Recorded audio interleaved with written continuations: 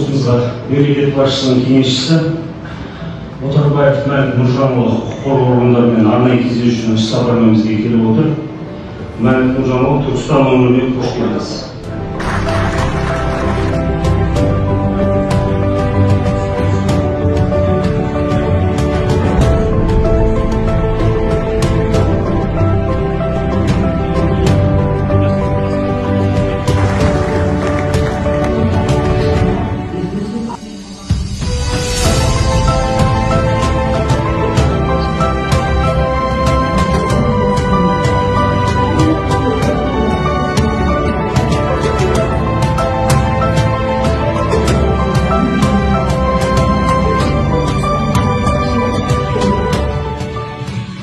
Мемлекет басшысы Қасым-Жомарт Кемелұлы Тоқаев Түркістан қаласына ерекше мәртебе беру туралы заңға қол қойылды.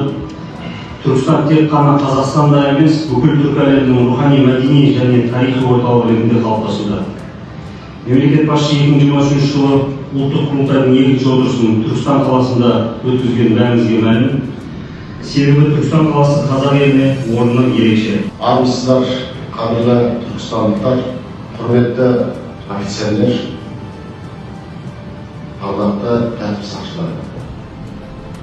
Баршаңызға ел президенті Қасым-Жомарт Кемелұлы Тоқаевтың сіздерге арнайы жолдаған сәлемі мен зор ықыласын жеткізуге рұқсат етіңіздер.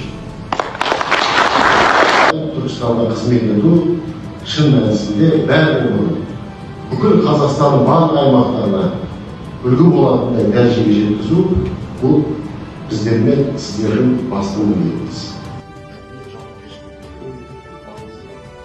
Егер біз жауынгер болып дүниеге келген болса, егер біз Қазақстан азаматы ретінде, тәртіп сақшылары ретінде, бүгін заң мен тәртіп дейтін президентіміздің негізгі қағидатына, осы қағидатқа, осы ұстанымға сай өзімізді бар жаратылысымызбенен, болмысымызбенен, күш-жігерімізді салып, осы бағытта жұмыс істеп қызмет етіп отырса, не үшін?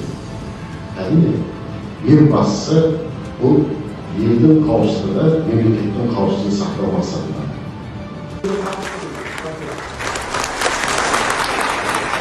Біздің ардагерлер кеңесі, полиция департаментінің жеке құрамы, көршілес төтенше жағдайлар департаментінің қызметкерлері, ұлттық ұлан қызметкерлері келіп отыр. Осы жеке құрамымыздың барлық атынан сізге үлкен рахметімізді білдіреміз.